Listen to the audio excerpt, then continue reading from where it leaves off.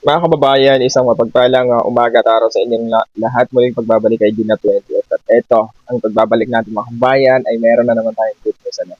So ito, good news ito mga kababayan sa area ng Davao mga kababayan, ano? Kung saan si Presidenta BBM ay meron po palang project dyan mga kababayan. So ngayon ko lang talaga nalaman na meron palang proyekto ang administrasyon dyan mga kababayan at ito ay patapos na.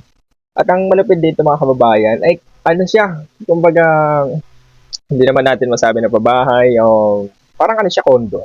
Ganyan, di ba? So grabe napaka-solid pala mga kababayan ng administrasyon. Kita niyo naman, tahimik siya pero talagang tuloy-tuloy sa kanyang pagtatrabaho. Malaman mo na, kumbaga, malaman mo agad pag ano na, kumbaga, yung bigla mo na lang malalaman mga kababayan na meron palang ganito pinapatayo si PBBM na proyekto at yun ay mismo sa area ng Davao mga kababayan, di ba? So, dun sa laging bumabatikos sa administrasyon, dito na naman ang presidente kahit paulit-ulit niya binabatikos mga kababayan ay tuloy-tuloy pa rin siya sa kanyang pagtatrabaho, di ba? Nang sa ganon ay kumbaga hindi kasi siya nagtatanim mga kababayan ng galit eh. Kung galit ka sa kanya, si BBM ay parang wala lang sa kanya.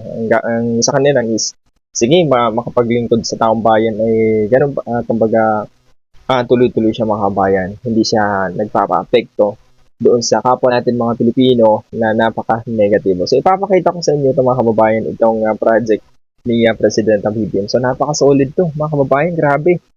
Pati ako nagulat ako eh. Napakaganda nito mga kababayan. So ito yung video, ito panoorin natin at ako ay magkakape muna. Ayan, kape muna tayo mga kababayan. Kasi malamig ngayon eh. Ito is part of the pambansang pabahay para sa Pilipino program ng ating mahal na Pangulo. We started developing this in 2023. 30 buildings na tayo. Yung 14, tapos na. Yung around 12 of that, patapos na. Almost mga nasa 90% na tayo. Then another 4 buildings. So, all in all, we have 30 buildings na all over here. So, ang remaining buildings natin, 40. Ito, dinaanan na ng malakas na earthquake ito. Structurally sound yung lahat ng mga projects natin. Pinag-aralan natin mabuti ito bago natin itayo. Ito po yung Social Housing Finance Corporation. Mandato natin ay talagang gumawa ng mga social housing programs para sa mga formal and informal settlers na nandun talaga sa mga mababang kita na kababayan natin na hindi kaya magkabahay kung hindi natin to sila tutulungan. So itong pambasang pabahay para sa Pilipino program, number 1, mura na yung pagkakagawa dahil gobyerno tayo, mas na papababa natin ang construction cost. Unang-una, nung pagbisita niya kanina, napansin niya na umikot siya maraming mga bata. So sabi niya sa amin, baka kailangan natin maggawa ng sariling eskwelahan at iba pang pasilidad para doon sa mga bata dito mismo sa loob ng development. Ang Pag-ibig po, Pag-ibig Fund, no, sa pangunguna ni CEO Malen, meron po tayong 3% home loan program under the 4PH. Ang ibig pong sabihin nito, kagaya po dito, ang isang unit po dito, dahil ito ay condominium, 1.45 million pesos po per unit.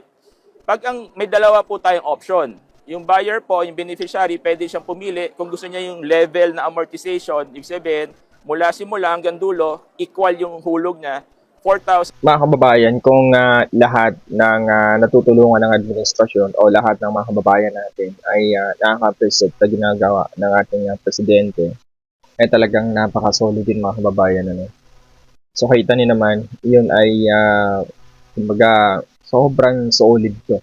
Isipin mo mga kababayan, magkakaroon ka ng titirahan mo tapos ngayon galing ka sa administrasyon, talagang mapapawaw ka na lang talaga mga kababayan kasi galing sa presidente natin at alam niyo ba, si President BBM mga kababayan ay hindi lang po ganyan yung kanyang ginagawa.